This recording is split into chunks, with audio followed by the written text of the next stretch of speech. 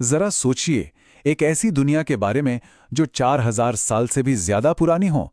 एक ऐसी सभ्यता जो मिस्र और मेसोपोटामिया जितनी ही विशाल थी, लेकिन जिसकी कहानी आज भी रहस्यों के धुंध में लिपटी हुई है। तो चलिए, आज हम इसी सिंधु घाटी सभ्यता की खोई हुई दुनिया में थोड़ा और गहरे उतरते हैं। हमारे उपमहाद्वीप की कहानी आप कह सकते हैं यहीं से शुरू होती है। और ये कोई मामूली प्राचीन बस्ती नहीं थी, नहीं, ये तो वो नींव थी, वो बुनियाद जिस पर बाद में आने वाली संस्कृतियों ने अपनी पूरी इमारत खड़ी की। और बस यहीं पर आकर हमारी आज की पड़ताल का सबसे बड़ा सवाल खड़ा हो जाता है। देखिए, उनके पास शानदार शहर थे, व्यापार था, कला थी, सब कुछ था, लेकिन जो नहीं है वो हैं उनके शब्द। उनकी लिपि जो हजारों मोहरों और चीजों पर मिली है, उसे आज तक कोई पढ़ ही नहीं पाया है। तो सवाल यह है कि जब शब्द ही खामोश हों तो शुरुआत कहां से की जाए? शुरुआत होती है सबूतों से, और सबसे बड़ा, सबसे ठोस सबूत हैं उनके शहर। और ये सिर्फ बस्तियां नहीं थीं, नहीं, ये तो अपने जमाने से कहीं आगे भविष्य के शहर लगते थे। तो जब कोई लिखा हुआ रिकॉर्ड ना हो तो आर्कियोलॉजिस्ट को बिल्कुल एक जासूस की तरह काम करना पड़ता है। और इन शहरों की सड़कें और इमारतें, समझिए कि यही वो जगह है जहां सारे सुराग बिखरे पड़े हैं। जैसा कि इन नोट्स में दिख रहा है, हर एक गली, हर एक नाली अपनी एक कहानी सुना रही है। मतलब उनकी प्लानिंग का लेवल देखिए, सच में हैरान करने वाला है। मोहनजोदारो और हड़प्पा जैसे शहरों को अगर देखें तो सड़कें एकदम सीधी, एक दूसरे को 90 डिग्री पर काटती थी, बिल्कुल एक ग्रिड की तरह। हर घर में अपना बाथरूम था, अपना आंगन था, और उनका ड्रेनेज सिस्टम, अरे वो तो मतलब अपने समय से मीलों मीलों आगे था। ये जो लाइन है ना, ये अपने आप में सब कुछ बता देती है। मतलब ये सिस्टम सिर्फ उस जमाने के हिसाब से अच्छा नहीं था, ये तो आने वाली कई सदियों की कई महान सभ्यताओं से भी बेहतर था। उन्होंने साफ सफाई और पब्लिक हेल्थ की अहमियत को समझा था। एक ऐसा आइडिया जो उस युग के लिए आप सोचिए कितना क्रांतिकारी रहा होगा। ठीक है, तो शहरों की बड़ी बड़ी प्लानिंग से अब जरा हटकर उन छोटे छोटे लेकिन और भी ज्यादा रहस्यमयी सुरागों पर आते हैं जो वो अपने पीछे छोड़ गए। और वो है उनकी अनकही भाषा। ये है सिंधु घाटी की लिपि। मिट्टी की छोटी छोटी मोहरों पर, तांबे की पट्टियों पर, बर्तनों पर खुदे हुए ये खूबसूरत लेकिन एकदम रहस्यमयी निशान। ये दुनिया के सबसे बड़े अनसुलझे कोड्स में से एक है, समझिए। हर एक निशान अपने आप में एक पहेली। तो सवाल ये है कि आखिर इसे समझना इतना मुश्किल क्यों है? इसकी सबसे बड़ी वजह है किसी रोजेटा स्टोन जैसी चीज का ना मिलना। मतलब कोई ऐसा पत्थर या दस्तावेज जिस पर एक तरफ सिंधुलिपि हो और दूसरी तरफ कोई ऐसी भाषा जिसे हम जानते हों। ऊपर से ज्यादातर जो लिखावट मिली है वो बहुत ही छोटी है, औसतन बस 5 निशान। अब इतने से में किसी भाषा का पूरा ग्रामर कैसे समझ आएगा, है ना?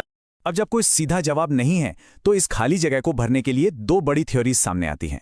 एक थ्योरी कहती है कि ये भाषा द्रविड़ परिवार से जुड़ी है, मतलब उन भाषाओं से जो आज साउथ इंडिया में बोली जाती हैं।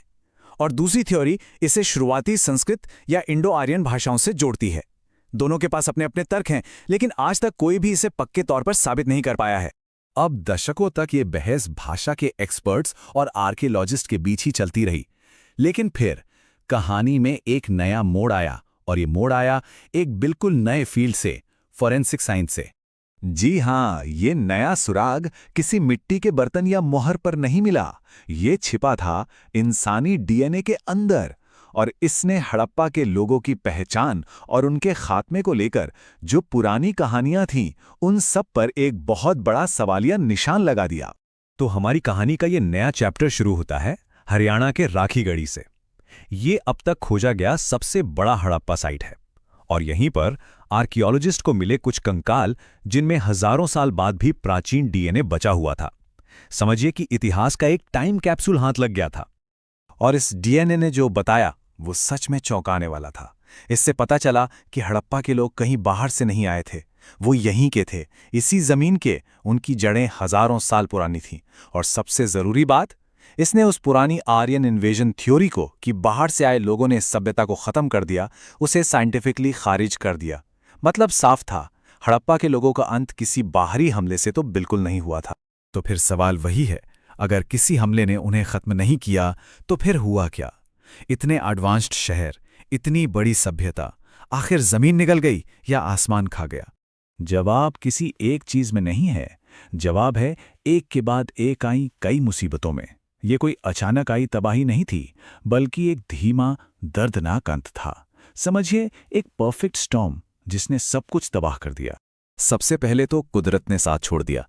क्लाइमेट चेंज हुआ, मॉनसून कमजोर पड़ गया और लंबे लंबे सूखे पड़ने लगे। इसके बाद जमीन के नीचे हलचल हुई, शायद भूकंप आए, बाढ़ आई, जिससे नदियों ने अपना रास्ता ही बदल लिया। सरस्वती जैसी नदी जो उनकी लाइफलाइन थी, वो सूखने लगी। और जब खेत सूखे, नदियां मर गईं, तो जाहिर है उनकी इकोनॉमी भी बैठ गई। खेतीबाड़ी खत्म और मेसोपोटामिया जैसी जगहों से जो व्यापार होता था, वो भी ठप हो गया। और इसका नतीजा, लोग अपने वो शानदार शहर छोड़ने पर मजबूर हो गए। वो पूरब और दक्षिण की तरफ छोटी छोटी ग्रामीण बस्तियों में जाकर बस गए।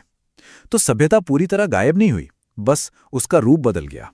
शहरी चमक फीकी पड़ गई और एक नया बिखरा हुआ ग्रामीण जीवन शुरू हो गया।